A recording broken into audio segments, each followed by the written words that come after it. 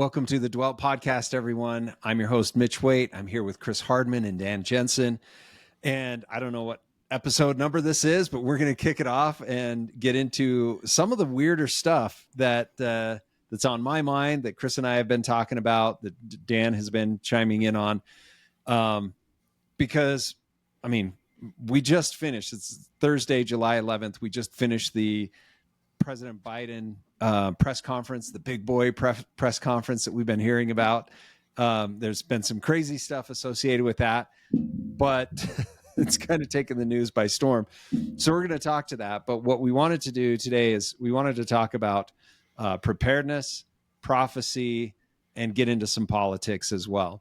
But rather than spend the whole first part of this podcast on politics, we thought we'd talk about some of the preparedness things that are on our minds, some of the prophecy stuff that's going on that we're seeing fulfilled before our eyes, and kick things off that way. So thanks for joining us. We're excited to get into this.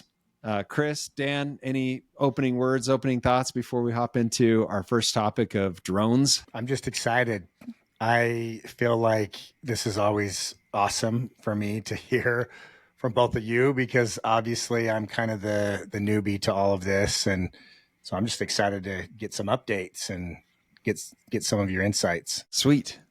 Chris?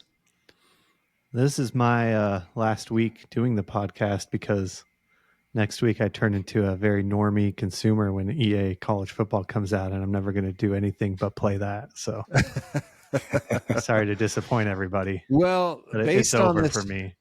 Based on the conversation that we're about to have, I might become a normie as well. You got your blue blockers on? Yeah. We passed 8:15 p.m. and so you're like, dude, I got to block the blue. Yep. No more blue light. Awesome. That's good. Totally normal. I'm a total normal consumer. There you go. My blue tongue from my methylene blue and my orange glasses. Perfect. You look like you're going to start singing and playing the piano. I'm just saying.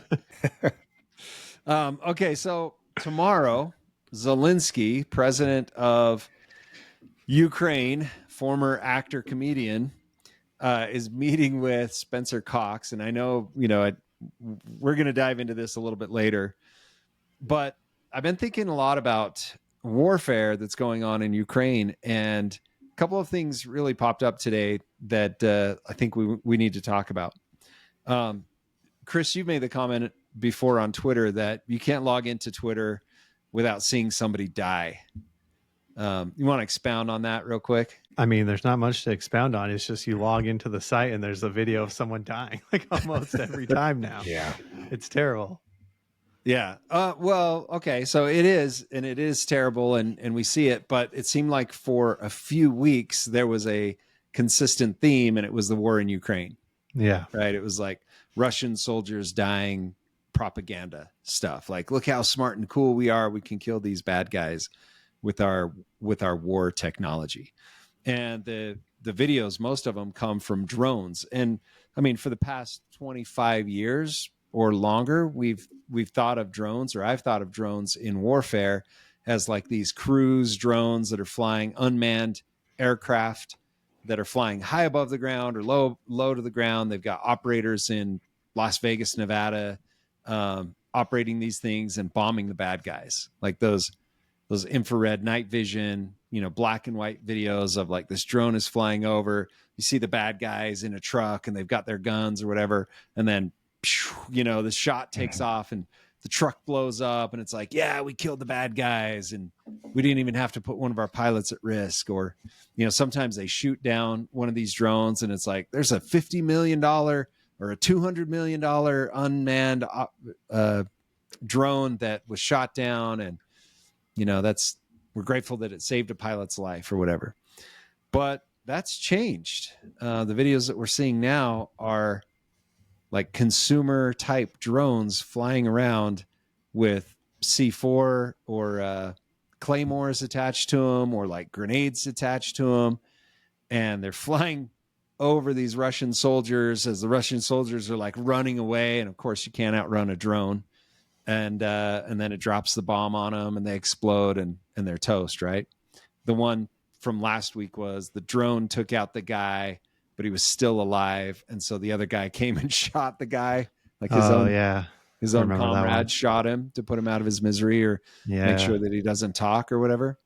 And so, just thinking about Ukraine is really a testing environment for a new form of warfare. And the way you win in a war is you break the rules. So there's a great book called, I think it's called David and Goliath or something like that by Malcolm Gladwell, where he talks about competition and breaking rules. And if you go into a competition and don't abide by the rules, you have an upper hand. And so he reviews the David and Goliath story, and he basically makes the case that David brought a gun to a knife fight, and that all protocol would say, no, the social norms, even the war norms were, if someone called you out and they wanted to fight you with the sword, you would come with the sword and fight them to see who the stronger man was. And David was like, no, I'm going to use a gun or a sling. I'm going to kill this guy from 100 feet away or 200 feet away or whatever it is. And that saved the Israelites in that example. And he uses like sports teams that start doing things differently. He talks about a girls' basketball team that went to the championship, like the national championship is every girl's first time playing basketball. And what they did is they full court pressed every single play. And the other coaches were like, you can't full court press on every single play. And their coach was like, show me in the book. And they were super conditioned, so they'd wear down the other team. And then they would just, rack up the points on the other team when they're all worn out. And so it's kind of like the Patriot. I never watched it, but, it's like during the Revolutionary War, the British soldiers would line up in rows, and it'd be like a firefight volley to kill the opposition. Well, we quickly figured out that if we did guerrilla warfare and actually hid behind a tree, that we'd take less losses. And that's how we won. And so drones, like these small consumer drones, kind of break the model of warfare. It's no longer people shooting at other people or, go back a few hundred years and it was people stabbing people. It's like close range or arrows. And then it turned to guns and bullets. And I mean, this changes the playing field. Yeah, for sure. Eric Prince went on Tucker in May, I think it was. And they talked about drones in Ukraine and how we're sending Ukraine some of our, best missiles that are like $2 million a pop or whatever. And those missiles can't do anything against the drones because they just weren't built for that kind of warfare. And so you're now in the situation where he said Ukraine's not even using the missiles. They've developed some new missile that's like $40,000 for them to make. That's purpose is to hit these drones. And he also talked about in the Middle East, you have, I can't remember the group now, the group that's like shooting the ships in the Mediterranean. And he said they're using drones. They'll fly these drones over to the ships and then the drones blow up, just like what is happening in Ukraine. And it's taking us like 3 or 4 of these missiles that are, $4 to $10 million a pop to shoot one of these drones down. And so we can shoot them down, but it's like the cost is insane to do it. And it's just like a $20,000 drone they're using. And so long term, it's not a sustainable thing, except Tucker's like, well, why are we doing it? And he's like, well, because everybody in the military industrial complex is making tons of money. They're making like an insane amount of money on this. Oh, yeah. Yeah. Because they're happy that it takes 4 missiles because that was $20 million for them, Oh, dude, that's like brutal. And so dirty buggers. So they're fine with it. But yeah, it's pretty interesting. He compared it to the nuclear bomb, actually, in that in the way warfare will change because of drones. Did do you want to pull up that clip you were showing us earlier? Yeah. This is insane. So in the interview, they're talking on this topic of how warfare has changed, and Prince, it kind of reminds me of what Elon Musk said about the DARPA dogs, the automatic like 4-legged robots that can run Oh, around. Yeah. Yeah, check this out. What will drones be able to do, do you think, in 10 years? What will that look like? You could load a face, and between network surveillance and facial recognition on that drone, find one person and fly into that person's head that fast. Seriously? Yeah. Yeah, so I saw a video this week of Russia testing a new drone that can fly at 250 miles an hour. I'm bringing this up because we're gonna get to the punchline, but I want to explore this even further. My son has a DJI drone that we use here at the farm. When we take cows up to the ranch, sometimes they go up in the hills, they go up in the trees, and you can spend all day on your horse or on foot trying to find cows. And we figured out a few years ago that if we took my son's DJI drone, we could cover the whole area, like what is it? Maybe like 600 acres roughly. And he could just fly it over, find wherever the cows are, and then we can go round them up, go bring them back in. And the speed, like the bird's eye view and the speed is unbelievable. Like you're just standing there and the thing just disappears, and then in seconds it's back again. It's incredible. Can you herd them with it? You know, we tried that, and it kind of worked the first time, but then the second time they're like, yeah, I'm not scared of that thing anymore. The biggest risk with cattle is when you get them all riled up and they go on the run. You know, people call it a stampede or whatever, but if they get scared, dude, they'll run through fences, they'll jump over fences. And so the first time we did it, the cows were just like out of there, and we're like, oh crap, they're going to end up in the next county because we freaked them out. And then after we did it a few times, they're like, yeah, that thing's not bothering me. But yeah, so we use it for, you know, you put it up, I don't know, 100 feet, 200 feet, 300 feet. You can see the whole area. And then just, they're like, oh, they're over there past that ridge. So, but it's amazing how much ground a drone can cover and how it can be on top of you before you even realize it. And then on top of that, I watched this video this week where Russia is testing drones that can go 250 miles an hour. Just ludicrous. Absolutely crazy. Well, I'm amazed at the elevation too, because my brothers have drones and we took it to Moab and we're on the edge of the cliff, and they flew it up from where we were in Chicken Corners all the way up to Dead Horse Point, which was 1,600 feet. No way. Right. And that was as far as it could go. It started beeping saying, you know, he was almost like too far. Yeah. And then he just flew it right back. But it was crazy because he was getting videos of the people up in the pavilion way up there on the cliff. So, I mean, it's just another example of how powerful it is for anyone, right? To be able to just fly it and see pretty much anything. Yeah, and this is consumer grade technology. This isn't even like government spy stuff. It's crazy. Yeah. Speaking of government spy stuff, I'll share this real quick. Let's see, this one. So here's a video. Let me zoom in on this. This kind of gives me the creeps.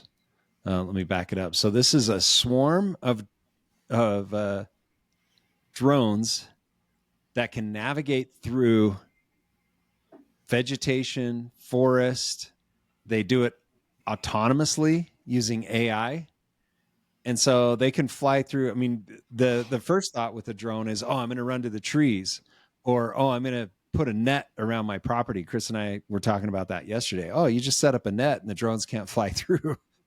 But here is a mesh network of drones navigating a forest, going through, I think that one call out said it's like as little as a 2-foot space they can navigate through.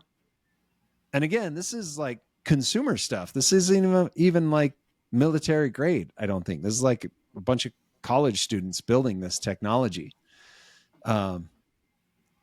Pretty flippin' creepy. And if I turn Yeah, on the it audio, listen to this audio. Imagine this coming after you.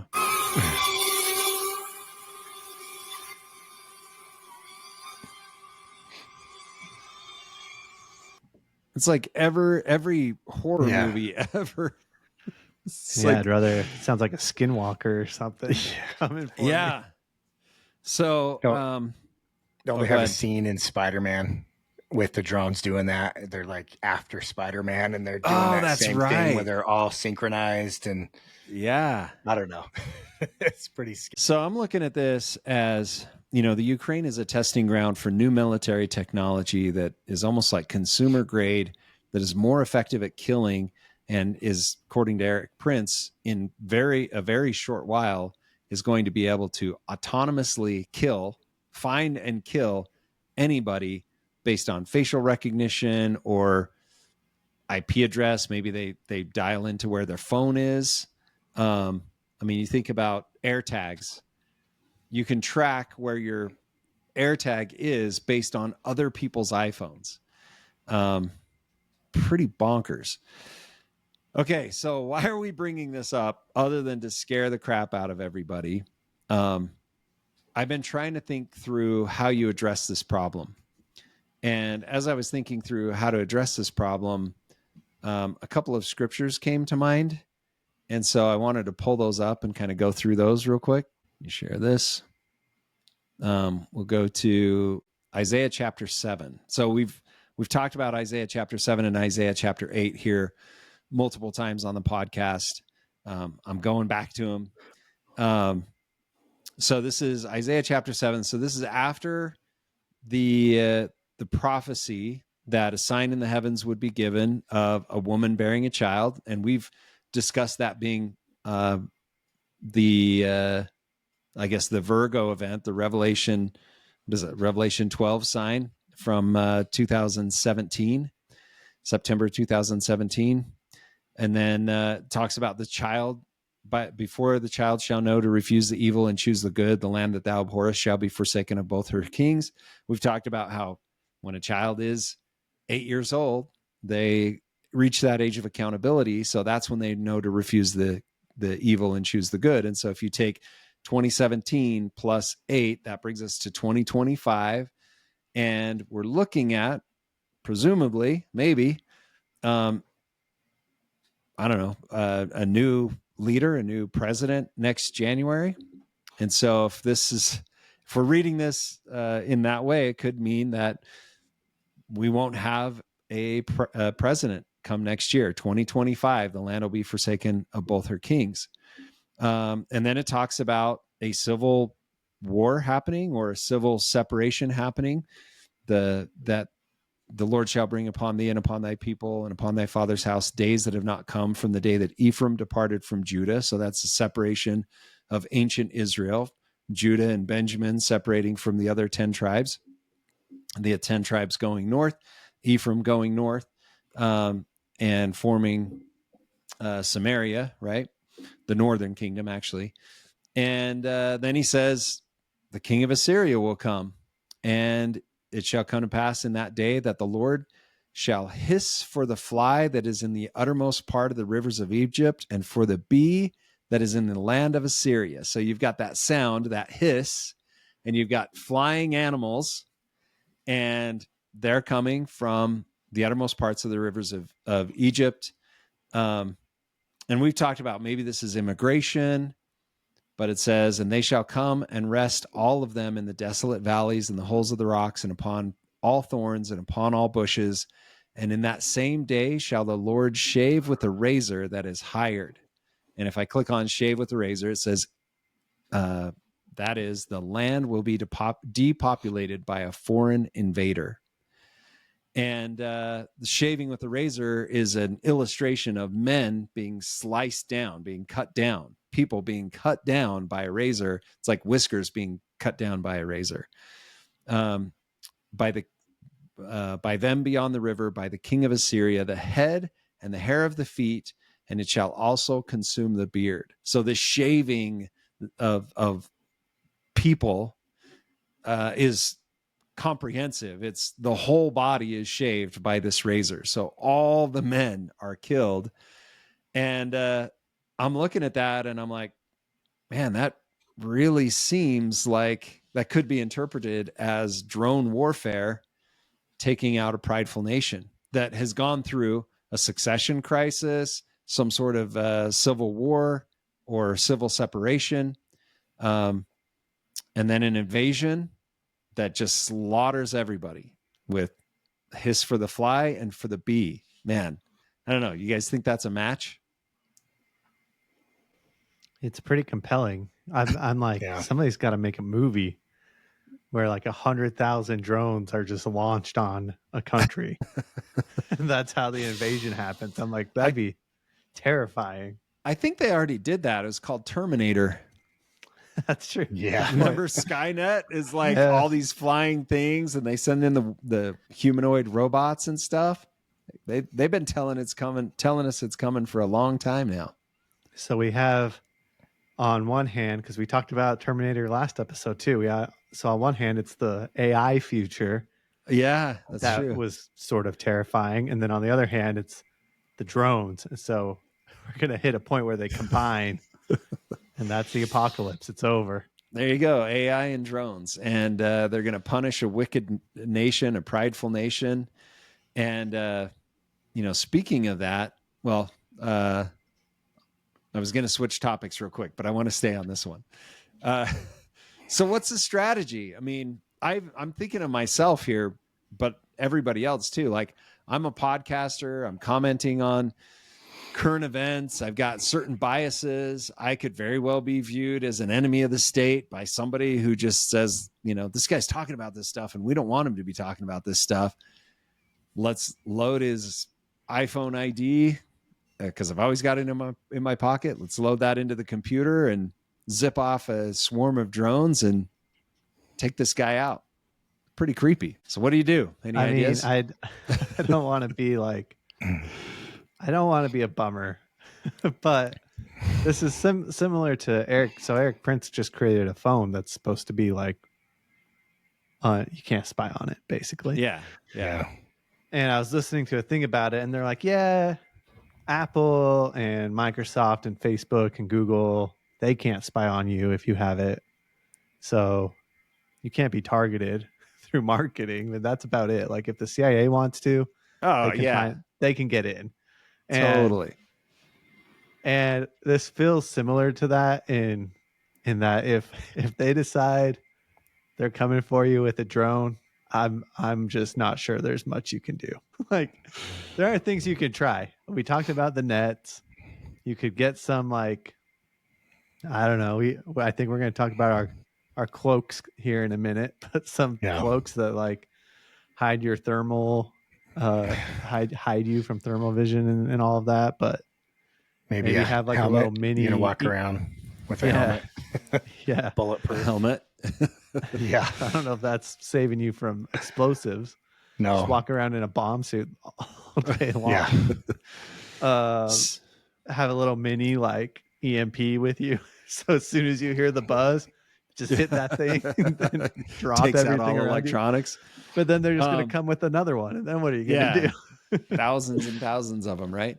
Have you guys heard of the gray man strategy when it comes to survival and preparation? I haven't, but I want to take a guess at what it is. Yeah, go for it. My guess is that from what it sounds like, it's you basically just try and look as normal and like everybody else. Yeah, that's exactly right. You got so many preppers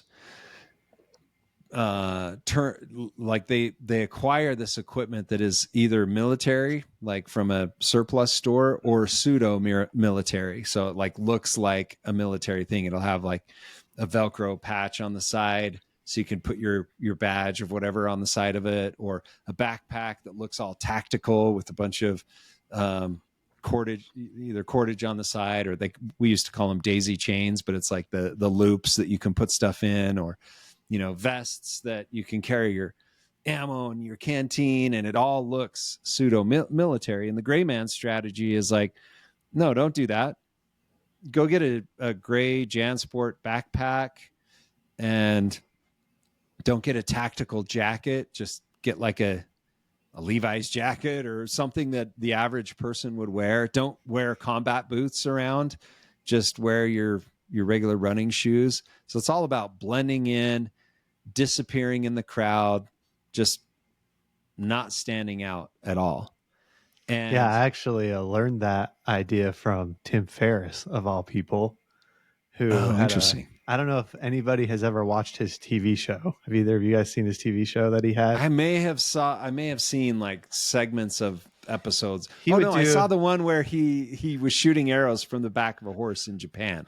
Did you see that one? I don't remember that one. No. Oh, okay. Yeah, I did see one of the episodes at least. No, yeah, well, okay. So the premise of his show is pretty similar to his books in that, like, he's trying to learn a skill quickly. Yeah. Maybe not master the skill, but be good at the skill in a short period of time. So there's one where he does golf and he like learns how to golf really fast. Okay. I think there's a swimming episode, but one of the episodes is like some I'd have to look it up and see who it is. It's like some spy who has started this business where he teaches people how to get out of a city if people are like trying to get you. Nice. And so the whole episode is like this urban escape episode where he's like showing Tim, if you find yourself in the trunk of a car, here's what you need to do. Like Heck all yeah. this stuff. And one of the biggest points in that episode was you need to just blend in, like do everything you can to just look like everyone else. Yeah.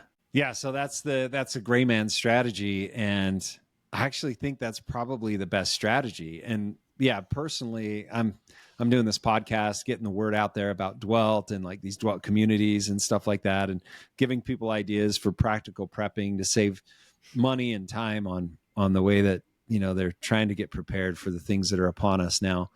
But that gray man strategy is for any of our listeners, like use that. Don't buy the tactical gear when you're getting your camping equipment. Just go to a camp store and get it. Like don't get anything that's like military grade or anything like that, because you want to disappear in the crowd. I served an LDS mission in Chile in South America, and you know, I'm almost 6'3", big bald or big white guy. I had hair back then, so it was bright blonde hair, and I stuck out like a sore thumb. And everywhere I went, didn't matter where I was. Of course, you're wearing the white shirt and the name tag and stuff like that. People knew, oh, there's an LDS missionary. When I went to Africa, similar thing. They're like, well, there's an American. Like he's huge and white and, you know, looks different from the rest of us.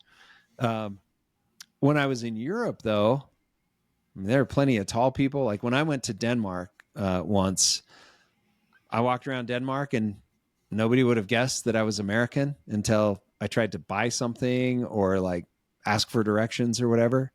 And so I don't know. I've been in those situations where you stick out like a sore thumb and everybody is aware of you. So I would say look for opportunities to implement the gray man strategy in what you're posting online, what you're talking about, what you're sharing with your friends. And there's actually some scriptural basis for this. Let me pull up the next chapter, which again, we've gone through a few times. This is Isaiah chapter. While you're pulling it up, I'm like the opposite of the gray man. Yeah, strategy. I'm like in a blaze. I appear to be an insane extremist freak, but I'm actually just pretty normal. Yeah. I'm not a real schizo. I just play one on TV. Yeah. Okay, so this is Isaiah chapter 8, same, you know, the next chapter that we were just reading, and it says, now therefore, behold, the Lord bringeth upon them, and he's speaking to this nation, this covenant nation that's prideful, drunk on their own pride, the waters of the river, strong and many, even the king of Assyria and all his glory, and he shall come up over all his channels and go over all his banks. So this invasion is just going to, it's like water. And he shall pass through Judah, which, you know, my friend Morgan Philpott often refers to Judah as Utah. And he shall overflow and go over, and he shall reach even to the neck, and the stretching out of his wings shall fill the breadth of thy land, O Emmanuel. This actually leads to a tangent in ether, but we'll skip that tangent. Go watch Morgan Philpott's videos on YouTube if you want to explore that. But interesting that it mentions wings in there when we're talking about Ezra's eagle. We're talking about the U.S. in the last days. But here's the advice that here's what Isaiah commands the people to do. This covenant people. Associate yourselves, O people, and ye shall be broken in pieces. And give ear, all of ye far countries. Gird yourselves, and ye shall be broken in pieces. Gird yourselves, and ye shall be broken in pieces. What the heck does that mean? It means if you stand up to fight against this invading force, you'll be broken in pieces. If you get together and say, hey, we're going to fight these guys, you're going to be destroyed. Girding yourselves, that alludes to a girdle, which is kind of like a belt. So if you wear a robe as your common dress, and you have a belt or a sash around the middle, girding up your loins is pulling up the bottom of your robes and tucking them into your sash or your girdle so that you can run, because running in robes doesn't work very well. But if you pull up the bottom of your robe and tuck it in, it kind of turns your robes into shorts, and so you can run. And so that's how they would go to battle. They'd be wearing their robes, and of course they'd put their girdle around, tuck in their robe so they could run and be in battle. Or if you're running away from something, you gird up your loins and run away. He continues this as well. He says, say ye not a confederacy to all them to whom this people shall say a confederacy, neither fear ye their fear, nor be afraid. Sanctify the Lord of hosts himself, and let him be your fear, and let him be your dread. So instead of saying, hey, there's a conspiracy, like they're rising up against us, let's fight against them. It's like, no, just focus on the Lord. And I read this in the idea of the gray man strategy. It's like, no, don't do that. Stand in holy places. Do the things that the Lord wants you to do. Don't go to battle. Don't go to war. Come follow me this week. We're studying about burying our weapons of war, right? And the anti-Nephi Lehis kneel down and just get slaughtered. Over 1,000 of them, I think, right? That are just mowed down by the Lamanites because they've made a covenant not to spill blood. We can also take a look at. I think I have to zoom out here to navigate to a different. Maybe it won't let me. Here we go. Let's look at Isaiah 30, which I think we talked about before.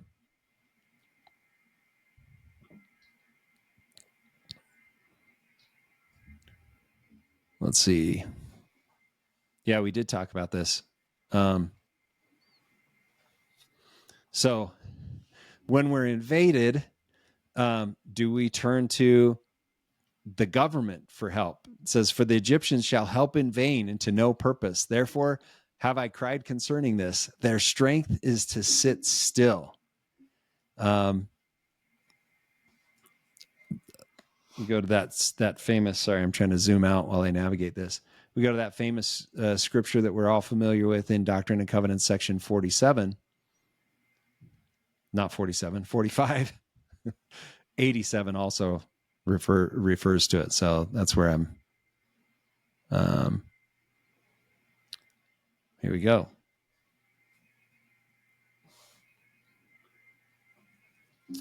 But my disciples shall stand in holy places and shall not be moved, but among the wicked men shall lift up their voices and curse God and die.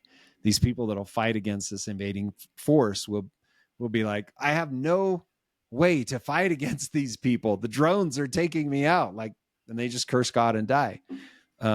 Little side note on here, again, shout out to Morgan Philpott. He does a thing where he talks about there shall be men standing in that generation that shall not pass away until they shall see an overflowing scourge, for a desolating sickness shall cover the land. And he draws parallels between the COVID pandemic and how that was financially desolating, where it destroyed our economy, right? When they locked us down, shut down businesses, printed a bunch of money, spent a bunch of money on the budget, and Congress overspent.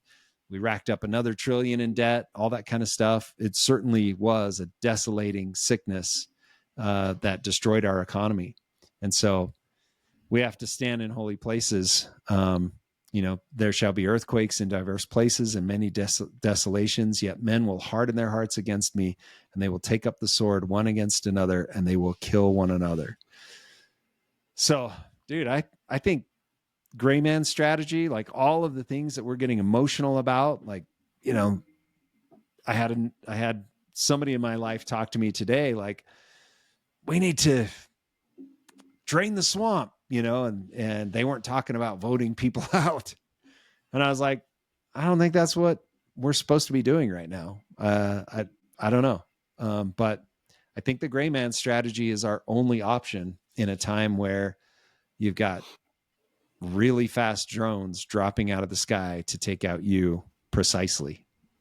It's mind-boggling. Yeah, I know a lot of people like that who are like discouraged that things are not more violent, I guess. And especially people in the church who are like, why is the church not like going to DC? And I don't know what they want them to do.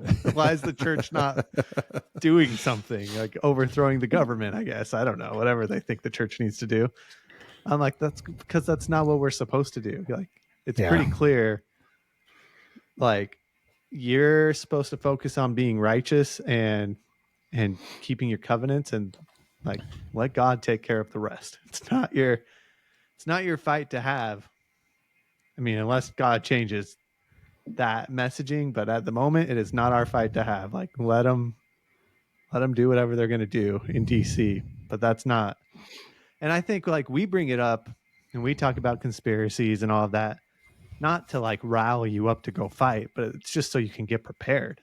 It's like you need to at least know what's there so that you can be prepared physically and spiritually, so that you can refocus on the important things. And the important things are not to go overthrow the government or whatever you think you need to do.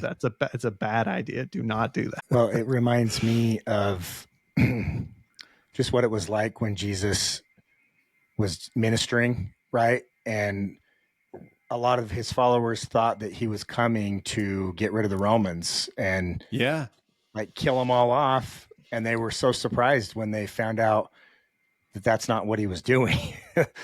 He's like, I'm not here to get rid of the Roman rule. I have another purpose. And so it just kind of makes me think of the parallel to what you guys are just talking about with our government.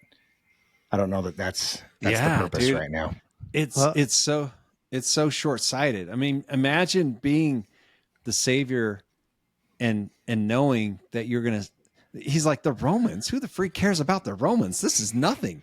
I'm going to provide you with eternal exaltation, all that my Father hath, he says.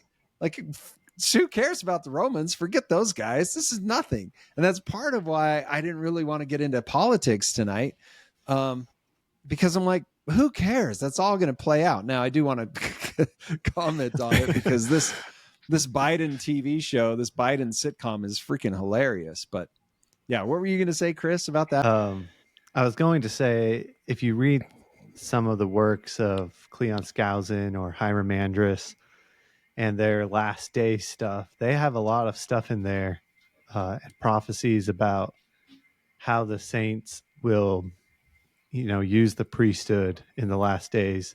When the whole world is falling apart, the saints will use the priesthood and God's power will be with them, and there will be miracles that keep them safe from what's going on in the rest of the world. And I mean, obviously we know like we're not completely unaffected, but I do think like for the righteous, it will not be as bad as it will be for the wicked. And maybe I'll prepare some of those for another show so we can talk about some of those. Yeah. But I think, I think that's exactly the point. Like, the prophecies are that the people who are keeping their covenants and righteous, they don't go and like fight or, try and take over the world or whatever. They just stay where they're at in holy places, and then they use the priesthood and God's power to stay safe. And that's really it. Mm-hmm. Yeah, I have a friend who, whenever I say something pacifist like that, he's like, well, what about Captain Moroni? What about the army of Helaman? Like, what about this? You got to stand up and enforce your rights and all this kind of stuff. Like, if everyone was like Captain Moroni, the devil would be bound. And I don't know what the exact rebuttal is for that. But my rebuttal would be, that's great. Let me know when God tells us to do that. Yeah, exactly. Yeah. That's He true. hasn't said to That's do that true. yet. If you look at President Nelson and the apostles, it's pretty like just focus on the temple and the covenants, and that's it. Yeah, totally. Well, and I tweeted about this week that we've been told, and this is actually kind of cool. This is one place in the Book of Mormon that I think totally testifies of Ezra's eagle. But it says here in 1 Nephi 22, verse 13, it says, and the blood of that great and abominable church, which is the whore of all the earth, shall turn upon their own heads, for they shall war among themselves, and the sword of their own hands shall fall upon their own heads, and they shall be drunken with their own blood.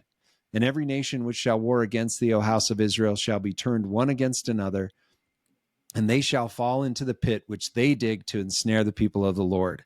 And all that fight against Zion shall be destroyed, and that great whore who hath perverted the right ways of the Lord, yea, that great and abominable church shall tumble to the dust, and great shall be the fall of it. You think about, I mean, right there, they slaughter themselves and it falls. You think about the vision of, or the dream of Nebuchadnezzar of the statue that Daniel interpreted, and the stone that was cut from the mountains without hands, or and rolled down and destroyed all those earthly kingdoms. That's not a bunch of LDS dudes with their guns, that that are going down and do that. It's the hand of the Lord, and it's them fighting against themselves. The way that this ties to Ezra's eagle, let me switch tabs. I didn't realize that I had a different tab activated, but it says, the sword of their own hands shall fall upon their own heads, and they shall be drunken with their own blood. So let me switch to my other tab here. And what does it say in Ezra's eagle about heads and swords? It says in 2nd Esdras chapter 12, verse, we'll start in 23. In his last days shall the Most High raise up 3 kingdoms and renew many things therein, and they shall have the dominion of the earth. This is where, in 22 it says, whereas thou sawest 3 heads resting, this is the interpretation. So there's three heads, 3 kingdoms, and of those that dwell therein with much oppression above all those that were before them, therefore they shall be called, they called the heads of the eagle. For these are they that shall accomplish his wickedness, and that shall finish his last end. Whereas thou sawest the great head appeared no more, so the middle head appears no more, it signifieth that one of them shall die upon his bed, and yet with pain. It's probably Jeff Zients, the chief of staff in the Biden administration. Maybe not, probably not. For the 2 that remain, so the 2 heads that remain shall be slain with the sword, for the sword of one shall devour the other, but at last shall he fall through the sword himself. So you have the second head is killed by the third head, by the sword of the third head, and then the third head dies by the sword as well. And so I think that's a pretty close tie, pretty close description, very on the nose, that them killing themselves by their own swords, that really sounds like 2 Nephi 22. And so in none of that is it, the lion of Ephraim goes out and treads down the eagle and destroys it. The lion comes out and gives the eagle a talking to, but that's after its heads are cut off, and that's after it's burned. And so I think scripturally, and there are many other places in Isaiah that I could share that say, don't go to battle, don't go to war, don't fight the Assyrian, turn to the Lord, and that's your only hope of being saved. Amen. I agree. That's what I was thinking. I was about to say that. There's another verse in section 87. Yeah. Here, I'll, section 87 is the one where it says the war that kicks off all the wars of the last days will begin in South Carolina. It's the prophecy that Joseph Smith received about the Civil War and then all of the wars that come after that. I thought it was Chicago. Well, the Chicago is the White Horse prophecy. Oh, and okay. That one is apocryphal, and many leaders of the church have said the White Horse prophecy is apocryphal. We don't have a solid source on it. When you do receive instruction from the leaders of the church, it will be from the leaders of the church. Like the First Presidency, the Quorum of the 12 Apostles will send out instruction on what's going to come. Basically, they're saying, it's apocryphal. So focus on the leaders of the church now, not on something that's 150, 200 years old that can't be substantiated. But yeah, the White Horse prophecy says that basically keep an eye on Chicago, that Chicago, when money fails, it will start in Chicago, something like that. But D&C 87 talks about, verily thus saith the Lord concerning the wars that will shortly come to pass, beginning at the rebellion of South Carolina, which will eventually terminate in the death and misery of many souls. And a lot of people read this chapter or this section as, oh, this is about the Civil War. But notice it says wars. And it basically says that the time will come that war will be poured out upon all nations beginning at this place, like beginning in the United States, maybe. And then it talks specifically about the Civil War, the southern states versus the northern states and all this kind of stuff. But here at the end, it says, and thus with the sword and by bloodshed, the inhabitants of the earth shall mourn, and with famine and plague and earthquake and the thunder of heaven and the fierce vivid lightning also shall the inhabitants of the earth be made to feel the wrath and indignation and chastening hand of an almighty God, until the consumption decreed hath made a full end of all nations, that the cry of the saints and the blood of the saints shall cease to come up unto the ears of the Lord of Sabaoth from earth, and be avenged of their enemies. Wherefore, again, section 45, which also is found in Matthew 24. Stand ye in holy places, and be not moved until the day of the Lord come. For behold, it cometh quickly, saith the Lord. Amen. So multiple times we're told to stand in holy places. Multiple times we're told to, these things are coming, and we need to stand back instead of try to take charge. And if we're righteous, we'll be preserved if we're supposed to be preserved. So gray man strategy, good. Turn to the Lord. Okay, so what does that mean to turn to the Lord? I actually had a friend ask me the other day, he's like, what does it mean to follow the prophet? Like in what way? And I'm like, well, right now, the latest counsel is to think celestial, right? And go down the covenant path and help other people down the covenant path, all that kind of stuff. But I put together some notes for our listeners that I think is a good pattern to follow. And I would say I've got 1, 2, 3, 4, 5 things that you can focus on in the coming days or today to kind of switch things up and prepare. So the first thing is cut back on all Babylonian activities. I want to get your take from you guys on what would you consider a Babylonian activity that are common or less common these days. You go first, Dan. I don't know, man. Babylonian activities. See, you always go so deep. I don't know. I'm not that deep, I guess. I mean, I can think of Babylon is worldly, so anything that's worldly, maybe excessive shopping and spending and wanting of material things. Okay. Could be one thing. Yeah. Yeah, I mean, my mind just goes to like all the entertainment stuff. Yep. Movies and music and video games. Distractions, sports. I guess, probably. Like those. Yeah, for me it's kind of easy because I start out with anything that Hollywood produces. It's like that stuff is just garbage, right? Yeah.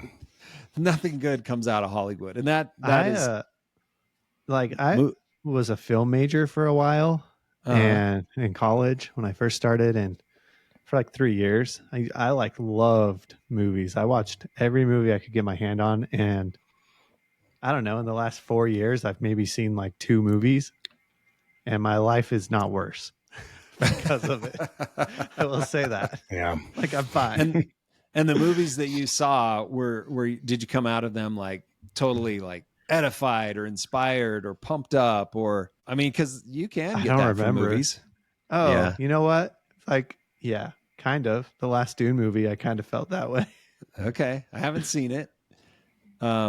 What was it that inspired you in that, or how did you come away inspired from that? Just came away ready for a holy war. Wait, I thought we just spent like 30 minutes talking about not doing that.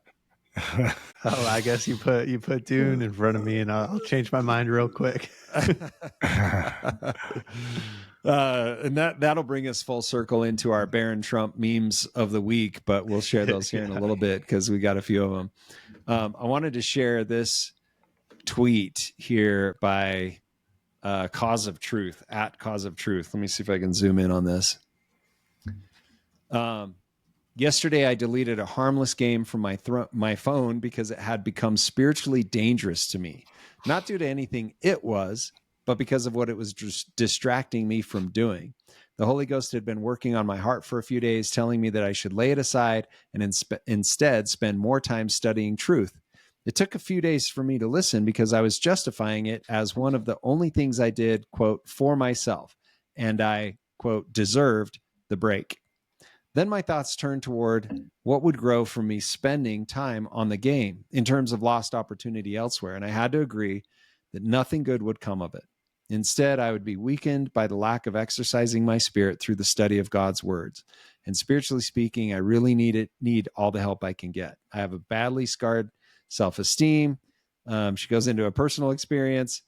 And then she said she got rid of the game, and she puts this quote up from Sister Nelson. It says, when we're desperate to become the people we were born to be, our vision changes. We wake up from the spiritual amnesia that the adversary so cleverly administers. And suddenly we see things about ourselves, others, and our lives that we've never seen before. The world's fun and entertainment start to look almost ridiculous, perhaps even spiritually dangerous. We begin to see the adversary's tricks and traps for what they really are, temptations to make us forget our true identity and our destination. So that's point number one. Cut back on Babylonian activities. And you get to decide what those are. I mean, you think of the story of Daniel and Shadrach, Meshach, and Abednego. Sorry, I forget their Israeli names, I guess. I don't know, their Hebrew names. But even for them, it was the type of food that they were eating. The king was serving a certain type of food that was against the law of Moses. And so they were like, no, we're not going to have that food. So I think, each of us have to look at, going back to it, food has some kind of spiritual, energetic component to it that is playing a role in this stuff. Dude, I believe it. Yeah. I'm trying to eat as much food as I can that we produce ourselves. So eggs, milk, beef that we raise, stuff from the garden, stuff that my wife has stored up. And I've seen a huge improvement in my health. I mean, last year, I'm almost to the 1-year anniversary of when I was really, really sick and almost died. And last night I was playing kickball with the youth and running the bases. And I got to the end, I ran into home, for like the 18th time. And my other young men's leader turns to me. He's a doctor. And he's like, dude, you're like all better. What the heck? And I think a lot of it has to do with food and faith and stuff like that. Maybe one day we'll talk about royal rife on this podcast. Yeah, when we're ready to get removed forever. But dude, I mean, that's like, one of those one things you can't talk about. Like they'll take you out. Yeah. Well, for those that don't know, I mean, Tesla found similar things too. Like electricity was affecting the body and doing certain things to certain illnesses, getting rid of certain illnesses. Yeah. And so it's like if we're electric beings and everything is, man, I'm going to sound like a real hippie. Everything has a frequency of some sort. Yeah. And especially food that you're putting into your body, it's going to change the frequency of your body because you're consuming it. And so, and honestly, you can make that argument with the entertainment stuff too, like some music and what you're consuming. Yeah. So the point number 2. So point number 1 is minimize Babylon in your life. And part of that is once Babylon falls and is taken away, you're going to crave some of that stuff and you're not going to have access to it. You think about addictive substances, pornography, music, all of that kind of stuff. If it's gone, how uncomfortable are you going to be? There will be millions of people that die simply because they don't have access to the things that they're addicted to. And so point number 2 I'll probably be okay because I can go like a solid 45 seconds without my phone. I know, dude. I got to work on that. Yeah, my wife's listening to this right now going like, yeah, Mitch, give up your phone. So yeah, I've got to work on that. So the second point is, first point is cut back on Babylonian activities. Second point is what the prophets and apostles have been telling us: increase our worship, increase our service, our visits, our donations, temple service, missionary work.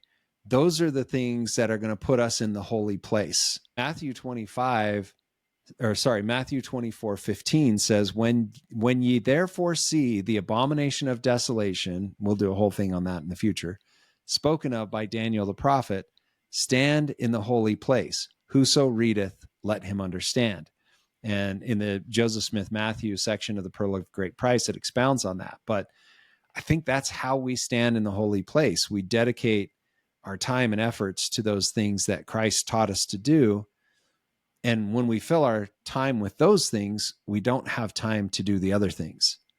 I mean, if I'm going to visit the widow that I'm assigned to as a ministering brother, I won't have time to scroll on TikTok because I'll be visiting the widow. It's like, as we serve in our callings, as we serve in the temple, as we study the scriptures, as we serve our family, spend family time together, those types of things, we fill up our lives with the good stuff. So there's not room for the bad stuff. Okay. Now we'll kind of flip into point number 3. So point number 3 is to start acquiring the stuff that you're going to need. If you go back to Isaiah chapter 7, it says that butter and honey shall everyone eat that is left in the land.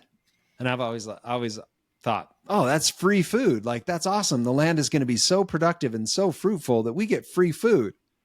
And then I realize, okay, if everybody's wiped out and there's no grocery stores and there's no supply chain, the only food that you're going to have to eat is food that you produce yourself. Butter, which comes from milk, which some translations put it as cream, and honey, which bees produce. So you're going to be stuck eating the stuff that you produce yourself or that you've stored up yourself. And so number 1, as we've talked about in terms of storing up food and supplies, is water. Make sure you have water. And then what I started with when I started preparing was beans and rice. You can buy a big, huge bag of beans for really cheap and a big, huge bag of rice for really cheap. And much of the world lives on beans and rice. Now, you might want some oil or some fats or some butter or something like that. But beans and rice is probably the cheapest way to start, where you can at least survive on that. Once you've got that, and I think it's up to each person to decide how much they need, but for $100, dude, for $50, you can buy beans and rice to last you a month. So that's the first step. Then you can expand to like sugar and flour and spices and other necessities. But if you dedicated $100 a month, you could start storing up food and supplies. So that's point number 3. Point number 4, skill development. Start walking. I mean, if you can exercise and run and jump and lift weights and all that kind of stuff, do that. But even without that, start walking. And if you fill your 30 minutes a day of walk time with actual walking and maybe listening to some conference talks or calling a friend and reaching out to somebody, you'll have less time to scroll online or, listen to Taylor Swift or whatever. The other thing I thought of was make sure that you have some tools. And now is a great time to get some tools because it's summertime and you can get tools from yard sales for like nothing. Go around to yard sales, pick up some tools for pennies on the dollar, and learn to repair some simple things. Learn how to repair a bike, learn how to fix a chair or a table or a cabinet or a door. Like learn how to maintain some stuff. And then point number 5, I think 1, 2, 3, 4, 5 is community development. And I would say start with your family, your immediate family, reestablish those relationships, maybe start talking about preparedness and skills. Maybe ask them things. And I do this all the time. Hey, if the crap hit the fan, what do you think you're capable of? Like, what skill do you have that would help everybody else out? Start with your family. Then you can go to your ward emergency preparedness specialist if you're a member of the Church of Jesus Christ of Latter-day Saints. If you're not a member of the Church of Jesus Christ of Latter-day Saints, there's still a ward emergency preparedness specialist assigned somewhere near you, probably. Your ministering families.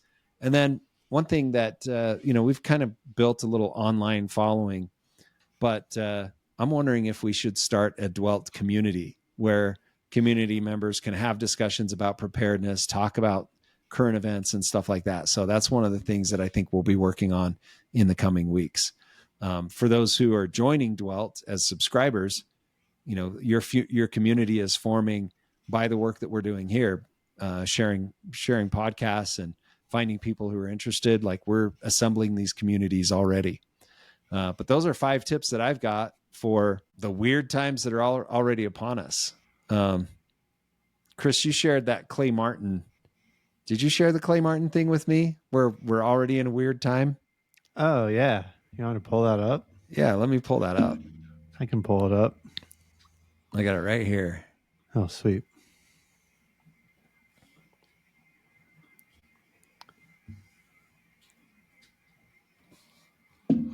You see that? Yep. All right. Since I've been rambling for like an hour, do you want to read this to us? Sure. So this is a post from Clay Martin on X. He says, redacted a bit, but from the group chat when I said things are going to get weird. Bro, I'm armed every day. I don't go to parts of America. I don't even go to parts of Texas. I'm on an encrypted chat app. I'm talking to guys who are literally preparing for violence and societal chaos.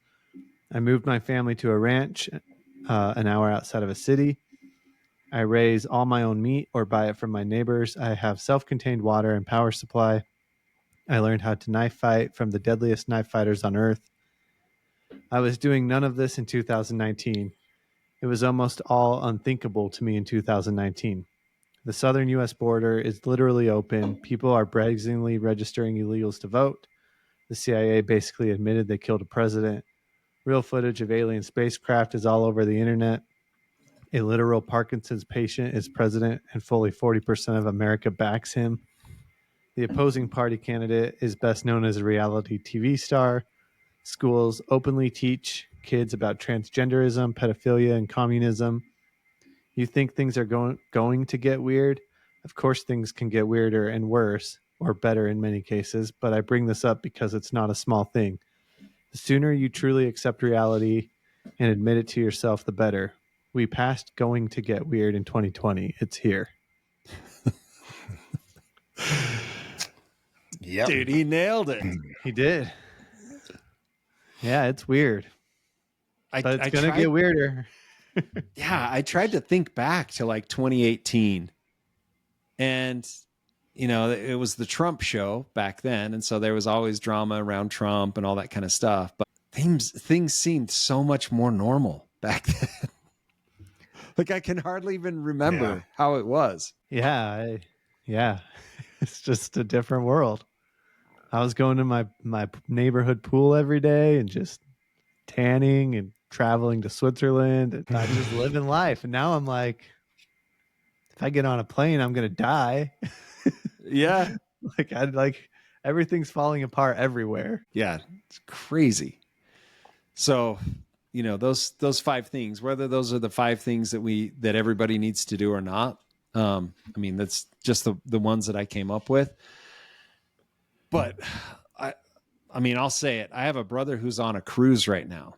And I'm like, dude, I could not fathom being on a cruise on a boat in the middle of the ocean right now. Like, Yeah. I can't think of a worse place to be. I don't know. Maybe it's the best place to be, but I'm like, I don't know, man. Things are so weird. We've got the president who can't even speak and like being removed from office potentially. Violence, war, drones that can just take you out. Like, what are people doing? Going to concerts? That's another thing. Like, why would you go to a concert right now? One of my good friends just tweeted a few minutes ago, I'm going to Blink 182. My sister's invited me. And I'm like, dude, are you freaking crazy? What? I don't know. Large crowds. I'd stay away from large crowds. I'd stay away from cities. I mean, I don't disagree. I don't know. It's hard because I feel the exact same way, but at the same time, it could be wrong. So I'm like, I don't want to like completely abandon the world. Yeah. Because it may be another 1,000 years before things truly fall apart. So it won't be. I don't think so either. But anyways, yeah, it's weird. I think that's been my challenge. Yeah. Like my kids are starting to get older, and so I can't just completely keep them locked down here. Like they need to have some experiences, sure. Right? So like I just went to California recently to Anaheim, and I'm talk about a crowd. We went to the VidCon event there, and it was crazy. And the whole time I was thinking, okay, we're getting on a plane. I'm letting my son fly for the first time. We're going to this, pretty big city that lots of people go to all the time. It was right by Disneyland. Yeah. And so I did have that in the back of my head the whole time. Like, this is kind of crazy that I'm even doing this. But he had the time of his life, right? He'll remember it forever. Yeah, and so I feel like there's always that conflict, like trying to strike a balance there. For sure. Well, so this is a good example because you're talking about how you went on this trip and you have it in the back of your head the whole time of like, this is kind of crazy. Yes. Like in 2018 or whenever, 10 years ago, you wouldn't have thought that. Exactly. It would have just been like, oh, I'm going on a trip. See ya. Yep. That would have been it. Now it's like, oh, I'm going on a trip. Okay, I hope I don't die. I hope I can get back home. I hope like, all these things. Well, it's true. You feel guarded. That's totally the point that we're trying to make here. It's like, you would never have thought of those things before, and now you do. And you guys know I was traveling once a week or once every other week to California about a year ago. And I got pretty schizo about it. Like I made sure I wore the right shoes. I packed my water filter with me. I was always on the lookout. I figured out that in the hotel that I would stay at, they had butter knives. And so you can't travel with a knife. And if you're just going for a short period of time, it doesn't make sense to buy one or ship one or anything like that. Like Tim Ferriss used to teach that he would send his luggage via FedEx to wherever he was going, so he didn't have to travel with luggage. So, and he's like, so I could send, maybe he didn't say this, but maybe I thought he said this, like I could send a pocket knife via FedEx to my hotel and show up and have a pocket knife that I could carry around. Well, I didn't have that. So I'm like, where could I get a butter knife that I could literally sharpen on the sidewalk if I needed a knife to cut rope or like slice up my dinner or something like that. I had those thoughts. Like I said, I'd carry a water filter. I carried a jacket. I carried a hat in case I had to, be outside or walk somewhere. And I was always looking for resources. But like you're saying, 10 years ago, 15 years ago, never even crossed my mind. It's like, hey, we're getting on a plane and we're going to somewhere. Great. That'll be fun. And that reality is gone. And I don't think it's ever coming back. Yeah. It's sad. The will doesn't exist for the solution that it would. Anyways, yeah, it's not coming back. Not without some very extreme things happening. Yeah. I want to get to the Biden sitcom that we're all watching. And I thought maybe a good segue into that would be some Barron Trump memes. You guys down for some Barron Trump memes? Yeah. I think, Chris, you sent me the Barron showed up at some event, right? It was a Trump rally. A rally? So it was like his introduction into the public. Trump was all up on stage and he says, Barron's never done this before. This is the first time. Barron, stand up. And Barron stands up and everyone goes crazy and he like waves and does the thumbs up. And it's like he has all the Trump mannerisms down perfectly. Oh yeah. Yeah, totally. Okay. So here's this is what you were talking about. This isn't the post that you sent me, but so there's Barron standing up, waving his hand. Look at this lady right here. She's pumped. Oh my gosh, it's Barron. They put this blonde lady back there. Like, yay, this lady's taking a picture of the back of his head. Like, oh my gosh, I got a picture of the back of Barron's head. It's like the Beatles or like, I don't know, Donny Osmond or whatever back in the day. And then this guy goes, this is terrifying. And he gets quoted by this guy who's like, they fear Barron. And they have no idea what's coming. I wanted to scroll through some of these. Here we go. We got the future president. I'm afraid to scroll through here because I don't know what it'll include, but there you go. Trump 2048. I guess that would be when he's 35 years old and can finally be president. Look at this, man. Good morning. Please share if you agree and believe Barron Trump will be our future president of the United States. They're red and blue, fist in the air, the Roman nose. It's so great. What Democrats are so afraid of. That's awesome. He does look exactly like his dad. I had a bonus Barron Trump meme in here. Let's see if I can find it real quick. Oh, I think this is a quote from Dune. You would know. Let's see. This guy, his whole account is dedicated to Barron is going to be our future emperor. Thank you for the introduction, Father. Do you see this fist? My loyal subjects, this golden fist will rule. This fist will usher in a new age of prosperity and peace. With this fist, I will crush our enemies. Is that a Dune quote? Not that I know of. Oh, okay. It's still good though. Barron does anything in the price of Barron Time Traveler is up 100%. Political play of the season. The memes are so great. There he is, a Caesar. Golden. There was one in here. Maybe it was another tweet. Anyway, love the Barron Trump memes. The future Assyrian that's going to mow everybody down. I actually don't think that's the case, but the parallels are pretty wild. Fun. At the very least, it's fun. Yeah, it is fun. All right, you ready to talk about the Biden TV show that we've been watching? Yeah, let's do it. So you saw the Zelensky thing, but you missed. What did you miss? I didn't watch his press conference tonight. I heard that he called Kamala. I heard that he called the Vice President Trump. Yeah, let's start with he called Zelensky Putin. Here, let me share this.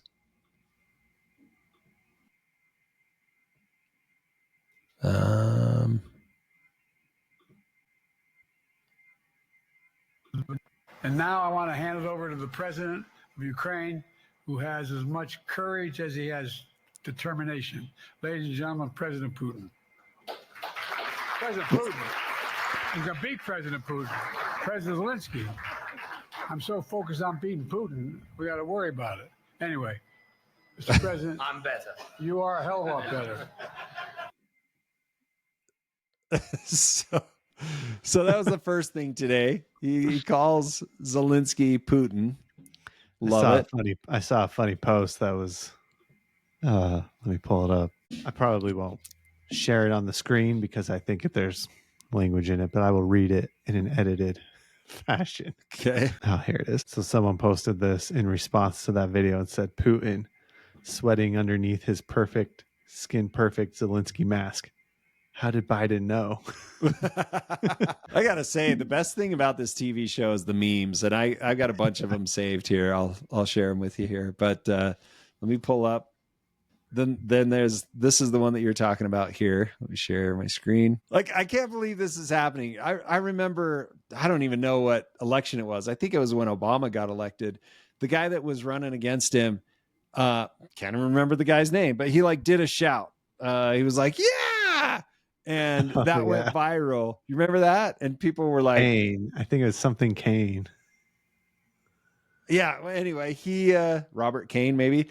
He was done. Like that one thing that people were cringed about, he was done. It ended his whole political career. Yeah, he wasn't just done in the presidential race. He was done. Totally his career gone. was over. And they're just lining him up with Biden. It's hilarious. Like, I can just imagine Jeff Zients being like, okay, President, we're gonna juice you and we're gonna put you up for a big boy press conference, just knowing that he's gonna botch it, which he did. So let's watch this one. President Harris's ability. What concerns do you have about Vice President Harris's ability to beat Donald Trump if she were at the top of the ticket? Look, I wouldn't have picked Vice President Trump to be vice president, but I think she's not qualified to be president. So let's start there. So he calls Kamala Vice President Trump. Classic. And so then we got all of these great memes. Nice to meet you, President Putin. Nice to meet you, Vice President Trump. There's a few other things on here. You got, here's a great meme. You've got China, Russia on a phone call. Bro, you seeing this? Putin laughing. She's like, hold up, I got a line. Bro, it's, Kim Jong-un or whatever his name is. We got Laura Loomer has been covering this whole thing on Biden's health, and people are like, no, he's fine. He's fine. And, House Democrat Intel member calls on Joe Biden to step down as the Democrat nominee for president. This guy pictured Vice President Trump and President Putin. Then to cap it all off, this one, I'll just play it. Your age and your memory. Respectfully, earlier you misspoke in your opening answer. You referred to Vice President Harris as Vice President Trump. Right now, Donald Trump is using that to mock your age and your memory. How do you combat that criticism from tonight? Listen to him. This concludes tonight's press conference. So I don't know if you could you hear the reporter, the question that he asked? Yeah. He's like, dude, Yeah. Trump's busting you for this. And he's like, well, listen to him. Here's another one from tonight. I'm prepared to talk. Is Putin ready to talk? I'm not ready to talk to Putin. I'm prepared to talk to any leader who wants to talk, including if Putin called me and wanted to talk. Is 50 seconds apart. Oh man, this is wild. We need a video that's like on one side Biden doing all of this, and on the other side is Putin on Tucker giving a 2-hour detailed history lesson of Europe. Seriously. There's that guy that keeps ratioing the president. Let me see if I can find it. You know what guy I'm talking about? Like anytime the president Greg, yeah, dude. Greg posted a great meme. Let me see if I can find it real quick and share it. Here we go.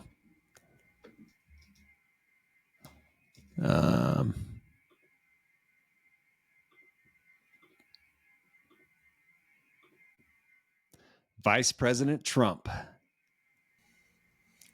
Yikes. Those of you that are just listening, this is a picture of Trump, but his face has been photoshopped out and swapped for Kamala Harris's. And it is a yikes thing to be looking at. That was a great response there. So what do you make of all of this? I'm going to share one more clip too, because I got one that let's see it. Share. Okay. I mean, some of you, it's probably better to watch this so you can see his eyes. But here, I'll play it. I'm going to go to South. We're going to get the chip. What are you doing? I'm going to get Japan and Korea.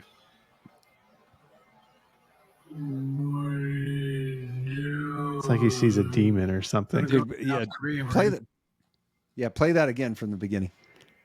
I'm going to go to South Korea. We're going to get the chip. What are you doing? I'm going to get Japan and Korea.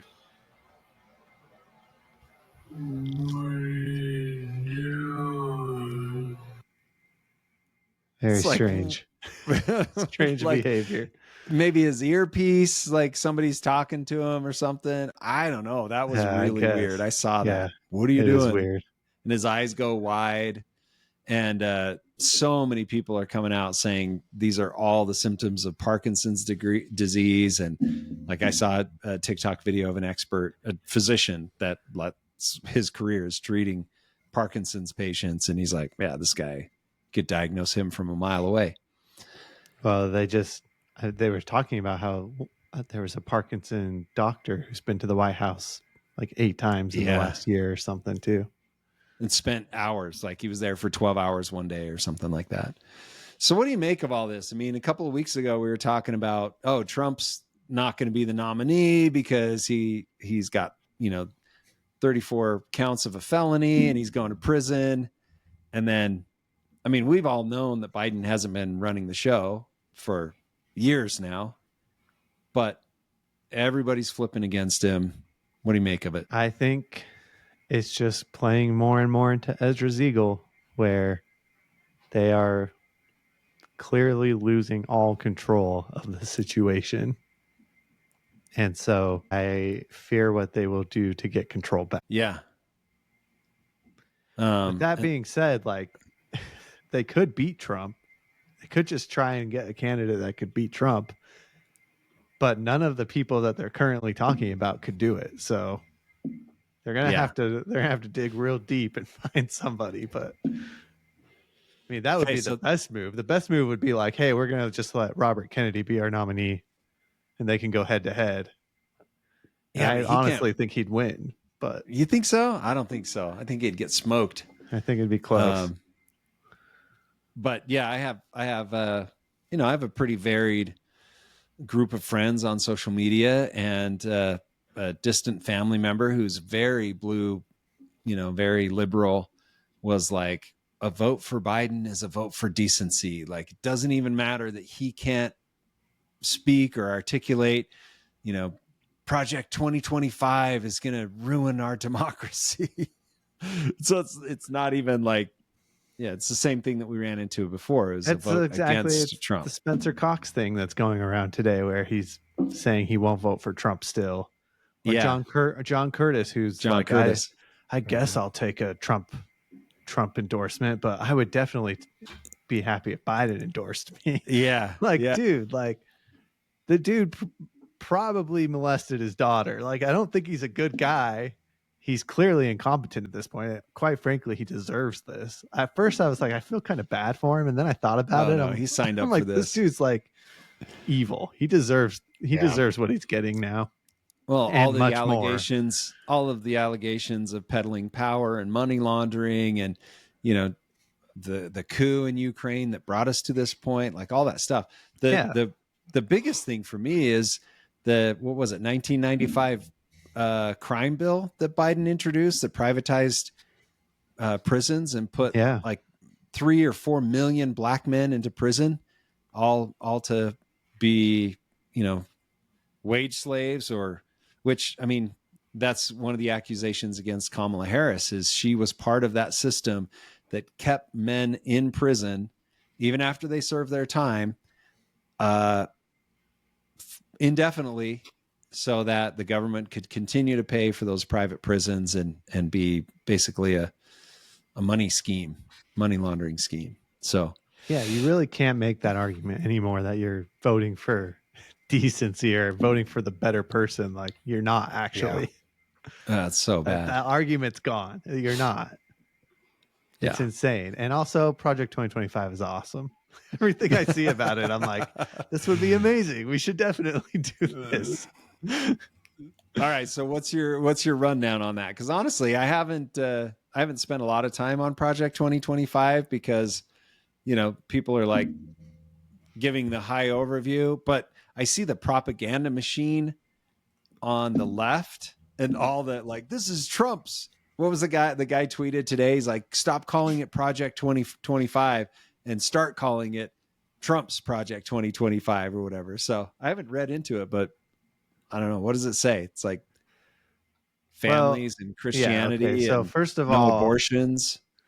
Yeah. First of all, Trump is trying to distance himself from it. And they, quite frankly, are trying to distance themselves from Trump too. Say he's not involved. Yeah. It must just be a campaign move because the people who wrote it are like all very high up in the Trump administration. They're like his closest aides. Yeah. And it's like Ben Carson and stuff are involved. So I really, really doubt that he has nothing to do with it.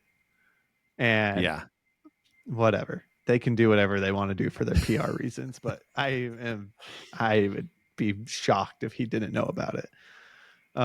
With that being said, yeah, it's like the whole thing is, I think there's like 100 authors or something, and it's basically, we're just going to have Christian values rule this country now. So it's all based on Christianity and those kinds of values that really like founded the country. Built the country. Yeah. It's what you've been talking about with Utah, where it's like, there was a article. I mean, while we're still on Biden, I got a whole bunch of links. Maybe we don't spend too much time on this, but there are a couple of things that I posted. It's just amazing to see this all happening. It's just absolutely crazy.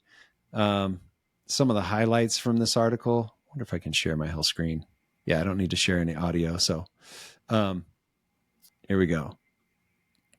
So there was an article put out by New York Magazine, The Conspiracy of Silence to Protect Joe Biden. The president's mental decline was like a dark family secret for many elite supporters. The person who wrote this, it's Olivia Nuzzi, New York's Washington correspondent. These are some of the quotes that I pulled out of the article. It says she was accidentally came upon the president and the first lady. Like, she was at some event and she went down to the basement and they were there. And it says that Jill Biden, Dr. Jill Biden, was like freaked out when she recognized that this reporter was there. And she says, I followed the first lady's gaze and found the president. Now I understood her panicked expression. Up close, the president does not look quite plausible. Later on, she says, the president was something stranger, something not of this earth. His face had then an uncanny valley quality. Uncanny valley is something that our brain does when we see a robot. With robots, the more you make them look like humans, the worse they are for our brains. They're like less palatable, and they call that the uncanny valley. So his face had then an uncanny valley quality that injectable aficionados call low trust. If only by millimeters, his cosmetically altered proportions knocked his overall facial harmony into the realm of improbable. His thin skin, long a figurative problem and now a literal one, was pulled tightly over cheeks that seemed to vary month to month in volume. Under artificial light and in the sunshine, he took on an unnatural gleam. He looked, inflated. His eyes were half shut or open very wide. They appeared darker than they once had. His pupils dilated, and he did not blink at regular intervals. My heart stopped as I extended my hand to greet the president. I tried to make eye contact, but it was like his eyes, though open, were not on. His face had a waxy quality. And she just goes on and describes this like freaky experience meeting the president. And it was just like crazy to her. The way he looked, the way he interacted, it was like he was cold. His flesh was cold. It was weird. Well, this is funny because I had saved a video that I thought, if we have extra time at the end, I'm going to pull up this really weird video. Okay, let's see it. I don't think I'm going to play the video because I actually don't know like how much language is in it or anything. Oh, okay. All right. But it's a man, and I bet you've seen it, but we'll see. So it's this man who makes deliveries to like hardware stores pretty regularly. Okay. And there's one particular hardware store that he makes a delivery to every week, and he's done it for years. So he's gotten to know the owner really, really well. And he's telling the story of how he goes in recently and the owner's back is to him. And he's like, "Hey, I'm here. Drop off your tools," or whatever. And the owner turns around and he says, he literally like jumps backwards and gasps. And the owner's like, "Oh, a little jumpy today, huh?" And he's like, yeah, I don't think I feel very good. I should probably not get too close. Like, I don't want to get you sick. And he gives him the tools and leaves. And then he tells the story that when he turned around, he's like, his eyes were pitch black, like, oh yeah, the whole thing black.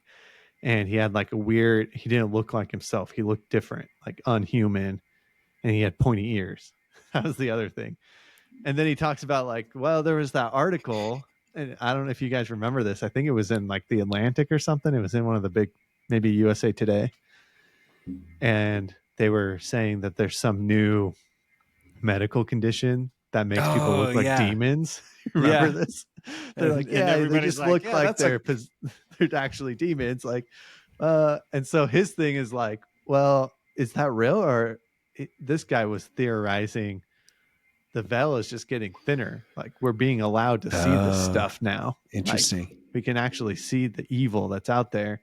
And so as you're reading that description of him, I'm like, holy cow, she's seeing a glimpse of what's really there, you know? Well, that goes back to what Tucker Carlson says. He's like, all these people are weak people so that the demons can run their game on them or through them. Yeah. And that's something I have said for a long time, that I believe, and this is probably because I was so into paranormal type stuff for like in college and stuff. I was really interested in it. But I've suspected that as you get closer and closer to the second coming, Satan is going to know the game is up and he's about to lose. And in an act of desperation, these things will become way more public. Like, you actually will see a lot of really weird stuff because of it. And it's kind of like what the Antichrist performing miracles and kind of along those calling lines. Fire out of heaven. Yeah. Dang. Yeah, that's freaky stuff. I was going to share something, but I'm not going to share it because I think it'll get us all into trouble. It's in 2016, Jordan Peterson, his lab did research on the best predictor. He says the best predictor of woke authoritarianism. And the best predictor is number one, low verbal intelligence. The second best predictor and the third best predictor, I'm not going to mention because they'll get us into trouble.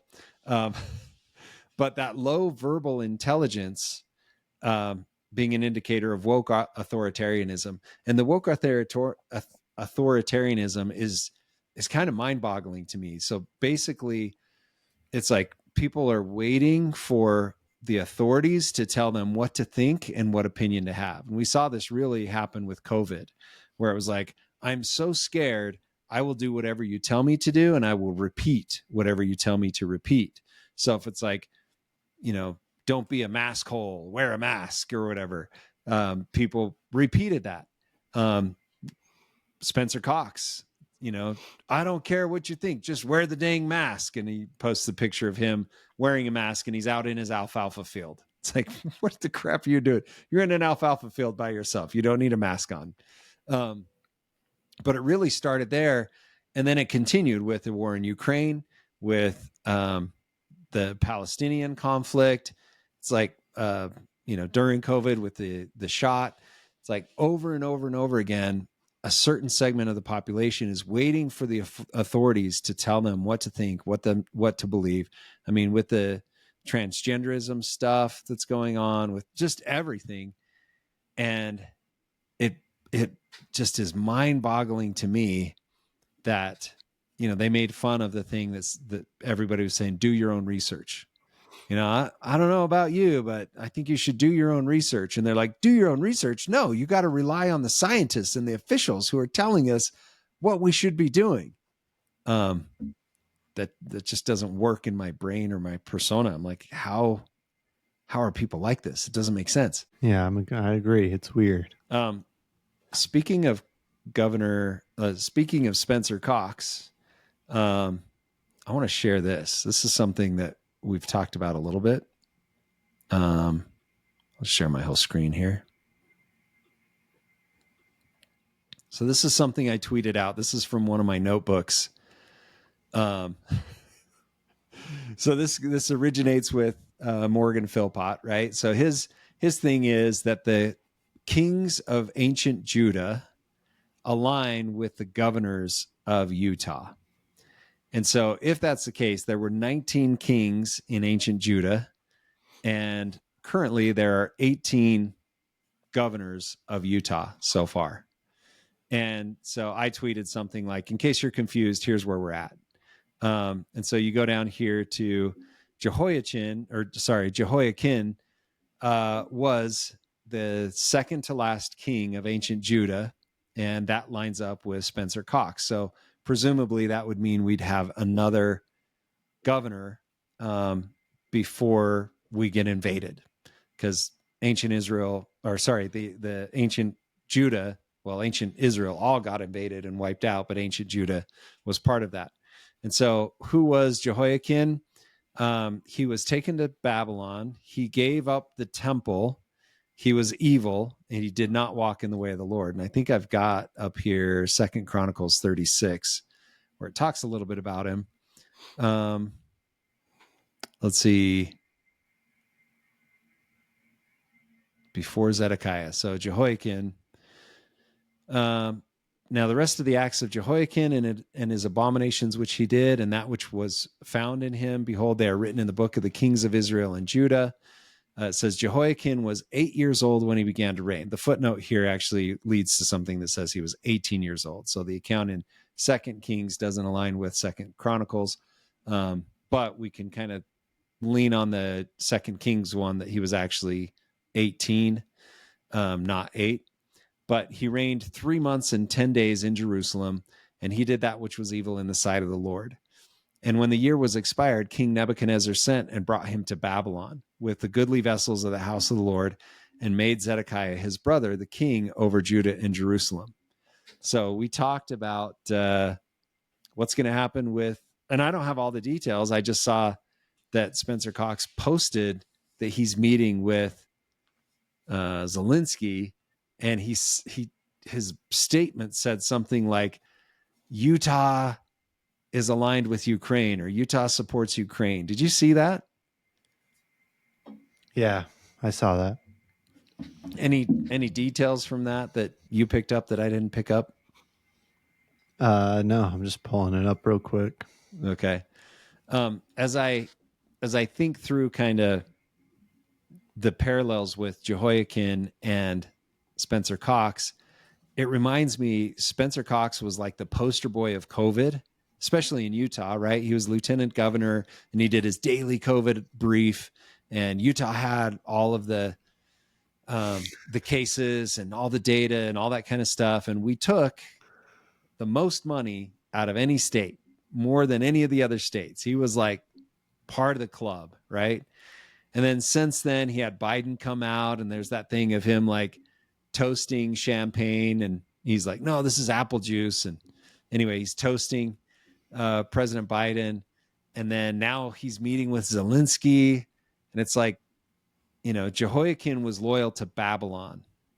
And as I look at what Spencer Cox does, I'm like, he's definitely loyal to the machine right now. And a lot of it obviously is led by a Democrat majority, and people are calling him a rhino and all this kind of stuff. So then what comes next after Spencer Cox gets called up to Babylon? Maybe Cox will get appointed to something in DC, and this is all leading up to that. There was also I won't mention it. I'll mention it. The guy that was killed in Orem right before Biden came to visit Cox. You remember that? He's like some old guy. Oh, yeah. Yeah. He was like posting threats against the president on Facebook. And so they raided his house at like 3 a.m. and shot him. And a lot of people were like, oh, that was the human sacrifice that was made in order to show loyalty to the powers that be right now. So I don't know if you ever got into any of that. So anyway, we can expect that Spencer Cox will get called up, and that his brother, maybe it's Deidre Henderson or whoever, maybe it's somebody related to him, I don't know, will be made king over Judah and Jerusalem. And then that brother, Zedekiah, Zedekiah, his brother, king over Judah and Jerusalem. So this is 2 Chronicles 36:10. Zedekiah and 11. Zedekiah was 21 years old when he began to reign, and he reigned 11 years in Jerusalem. And he did that which was evil in the sight of the Lord, his God, and humbled not himself before Jeremiah the prophet, speaking from the mouth of the Lord. He also rebelled against King Nebuchadnezzar, who made him swear by God, but he stiffed his neck and hardened his heart from turning unto the Lord God of Israel. Moreover, all the chief priests and the people transgressed very much after all the abominations of the heathen, and polluted the house of the Lord, which he had hallowed in Jerusalem.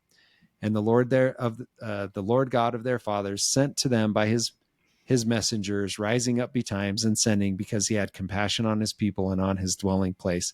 But they mocked the messengers of God and despised his words and misused his prophets, until the wrath of the Lord rose against his people, till there was no remedy. And he brought upon them the Chaldees, the king of the Chaldees, who slew their young men with the sword of the house of their sanctuary, and basically just wiped out the kingdom of Judah.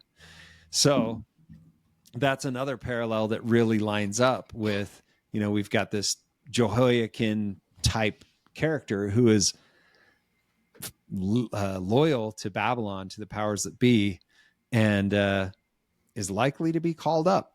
Maybe he'll be made an ambassador to Ukraine or something.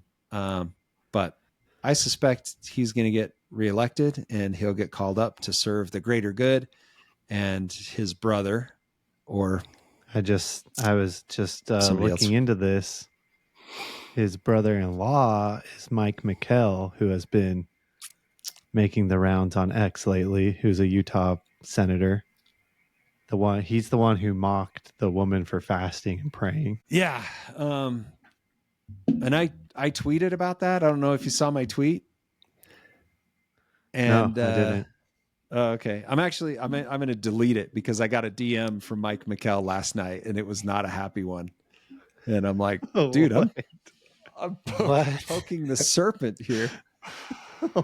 So I was in. Well, I at least need to hear about this after we're done recording. Yeah, I'll tell you about it later. But I'm going to try to undo what I did, because, I got a scathing, angry DM from Mike McKell. So, Mike McKell is probably the next governor of Utah. So I gotta back down a little bit and implement the gray man strategy before I lose everything. Yeah, I got to hear about this. Sorry to everybody else who doesn't get to. Yeah, sorry everyone. I didn't know he. I just didn't know he was related to Cox. So interesting. Yeah, there. Is he the attorney then? Is that what I'm seeing? Mike McKell's an attorney. He's also a representative. He covers the district where I used to live, up in Spanish Fork, Utah. So he's a state legislator, a lawyer. He's on a billboard in Spanish Fork. And anyway, I've got close ties with some people that are very close to him. And yeah, I made a bad decision last night, so I'm going to try to undo what I did. Okay. So I think there are a bunch of other things that I wanted to cover. But I think we should probably end on something very soon so I can fix everything. Yeah. Let's go to one of my favorite chapters, First Nephi 21. So this is Isaiah 49. I'll go ahead and share it because in spite of all of this stuff, and all the craziness that's going on around us, here's what is coming eventually. So Isaiah 49, First Nephi 21 is this great conversation between a servant and the Lord. And the servant basically says, I've labored in vain. So this is First Nephi 21, verse 4. I've labored in vain. I've spent my strength for naught and in vain. And surely my judgment is with the Lord and my work is with my God.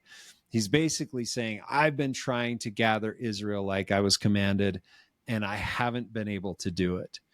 And the Lord responds and says, hey, even though Israel be not gathered, so this is verse 5, though Israel be not gathered, yet shall I be glorious in the eyes of the Lord, and my God shall be my strength. So the servant's like, even though I didn't do this, I still worship God. And the Lord responds and says, it's a light thing that thou shouldest be my servant to raise up the tribes of Jacob and to restore the preserved of Israel. I will also give thee for a light to the Gentiles, that thou mayest be my salvation unto the ends of the earth. And then the Lord says, I'm going to do this work. He says, these shall come from far. He basically says, I will do this work. Oh, then, O house of Israel, behold, these shall come from far, and lo, these from the north, and these from the west, and these from the land of Sinim. Sing, O heavens, and be joyful, O earth, for the feet of those who are in the east shall be established, and break forth into singing, O mountains, for they shall be smitten no more. For the Lord hath comforted his people, and will have mercy upon his afflicted. And he gives the example of, can a woman forget her suckling child? Yea, she can forget, but I will not forget thee, O house of Israel. I have graven thee upon the palms of my hands, and thy walls are continually before me. He basically says, I'm going to bring everybody that is a believer together. I will lift up my hands against the Gentiles. I will set up my standard to the people.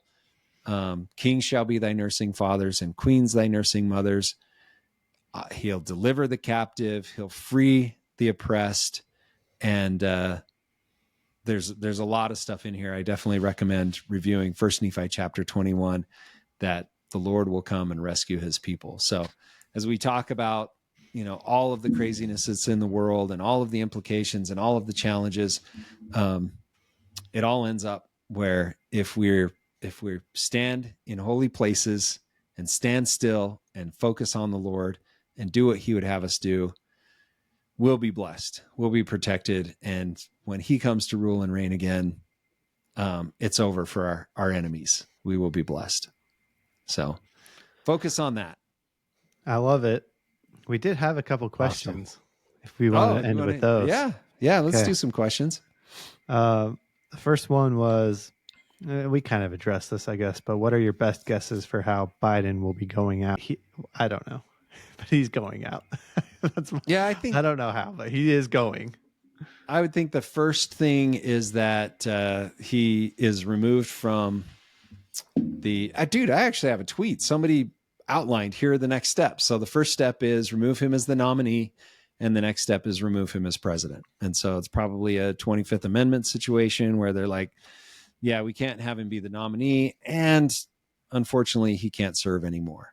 And either the 25th Amendment or whatever happens, maybe it's a series of health issues, maybe he gets sick one weekend, but I think that puts into place some sort of succession crisis. Maybe we get the two feathers that think to reign, but they don't actually get to because the cabinet's running the show.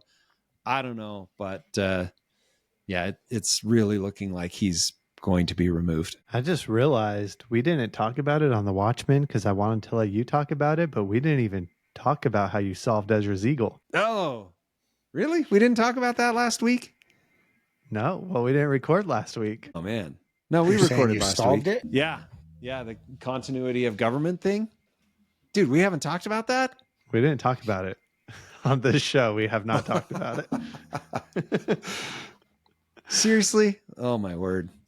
Do we talk about it next episode or? Yeah, we got to talk about it. I don't know. It'll probably be in place. I'll give the quick explanation. Maybe we do a special episode, like just a quick one. Oh yeah. To do this. Yeah, we'll do that. Maybe we do that. Okay. Dude, are you sure we didn't talk about this? I'm 100% sure we didn't talk about it. What the heck? Yeah, so basically I think I know who the 3 eagle heads are, and there's a lot of proof for who the 3 eagle heads are. I did a post on X if you want to check that out. Made this really cool graphic using AI. Here, I'll just share it real quick. But yeah, I think there's pretty good documentation that where is that? Here we go. Maybe this is it.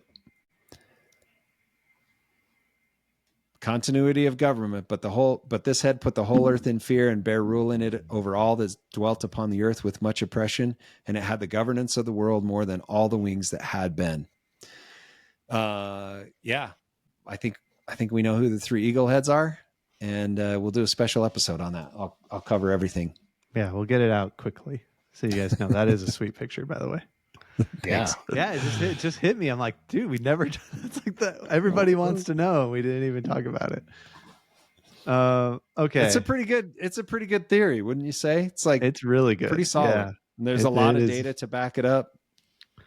I think, I think you may have solved it. I think you figured it out.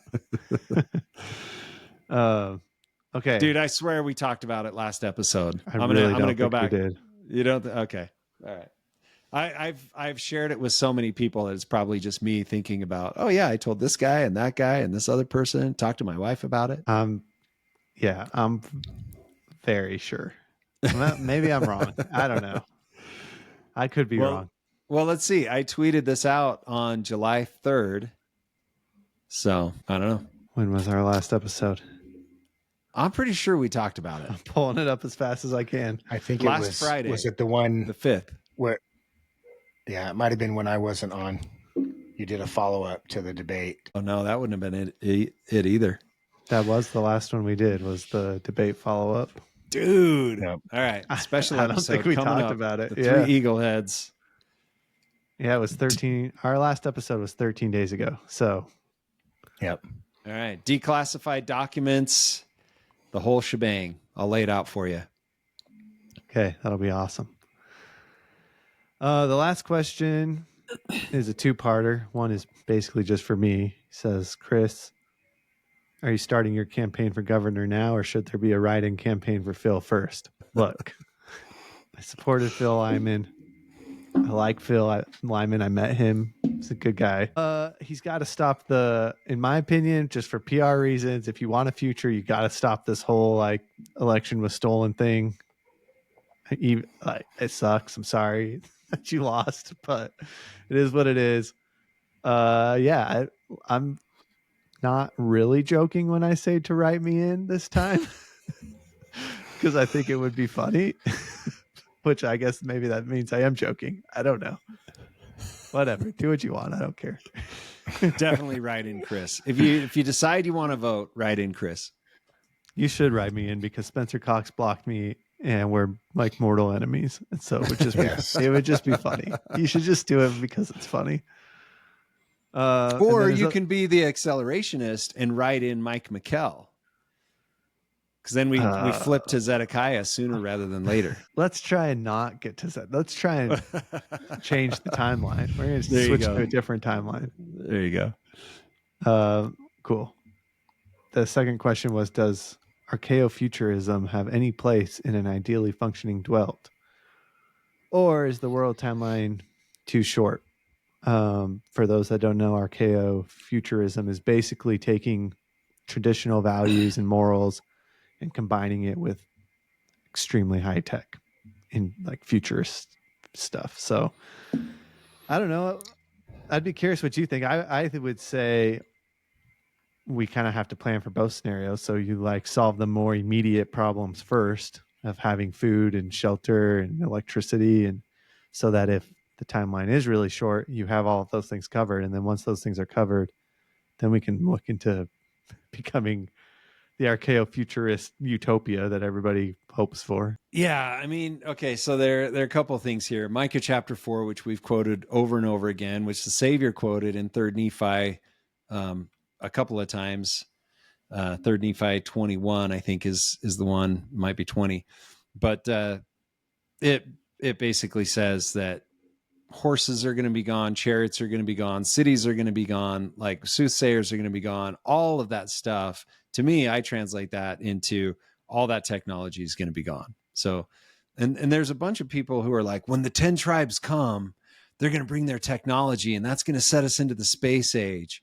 And number one, I don't think that's the case based on what the scriptures say. The scriptures are pretty clear that they will be coming as refugees and we will be the ones helping them, not them bringing, cool technology or whatever. But that we will be serving them and helping them move forward down the covenant path. And so I think technology is probably going to go away, kind of like there are people who think that pre-flood there was a bunch of technology and that the flood purposefully wiped out the technology so that people would, turn to God instead of the idols that they've created. And Isaiah, multiple times, he says they'll cast their idols into the caves and the holes of the rocks. The idols, the things that they worship, that they make with their own hands, they'll just throw away. And that the Lord will take away our idols of gold and silver. So I think technology is part of that. And I think it's going away. And so that's why I talk about, homesteading skills and working with the land. There's a quote that I haven't been able to find, and I think it's actually referred to in Doctrines of Salvation by Joseph Fielding Smith, that Brigham Young is attributed as saying something to the effect of, when the saints go back to Missouri, they will live in mud huts until they can build gold palaces, something to that effect. And so it's like we have to start from zero and do things the Lord's way until we have the New Jerusalem can come down and join us down here. So I think from a technical standpoint, technological standpoint, I think we're not going there. From a priesthood power, the power of Christ, I think there will be opportunities there. But when you read of people who have had near-death experiences and go into the spirit world, there are buildings and they're like perfect, but you never hear them talking about machines or equipment or technology in that regard. I'm not anti-technology. Interesting. I'm like Kip Dynamite. I love technology.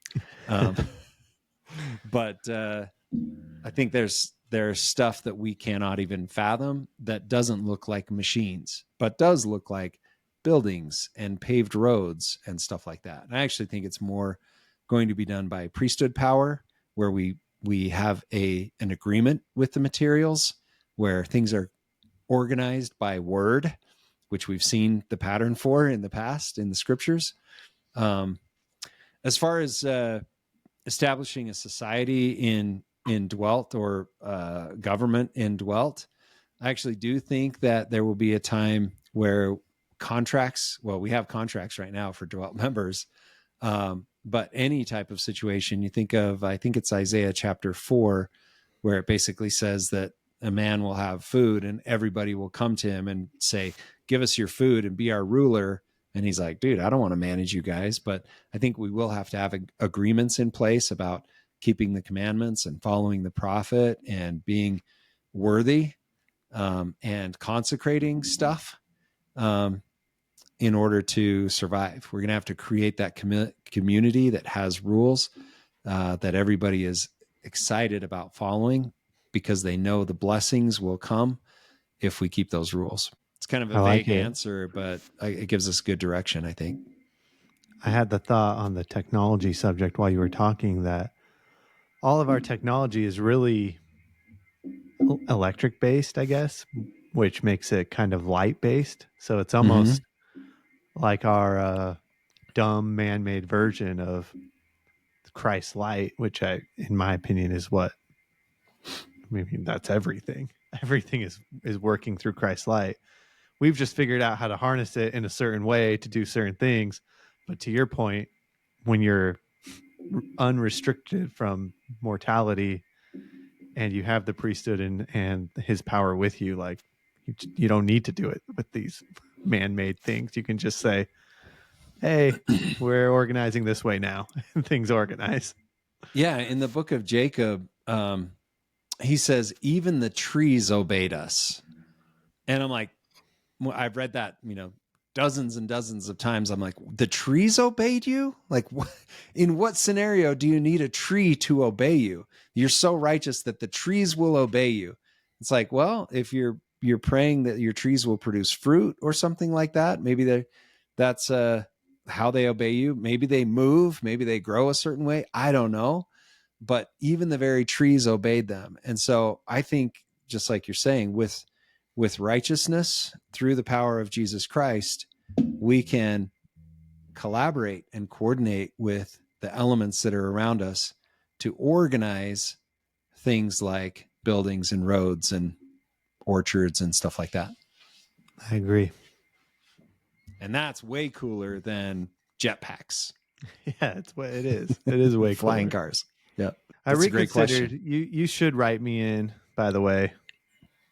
I have listed the 5 things that I will prioritize. The first one is God, of course. Everything goes through that filter first, then family, then the morals and traditions of the people who founded Utah, which would basically be God again. 4 was the health and safety of everybody, because we need to get healthy. And 5 was being good stewards over nature. So you should write me in, because I'm way cooler than Cox. Those are all cool things for sure. Love it. And with that, let's wrap it up. Okay. Thanks, everybody. We'll see you on our special episode. We're gonna outline the 3 eagle heads and tell you what's coming next. Okay. See you guys. Awesome. Thanks, everyone.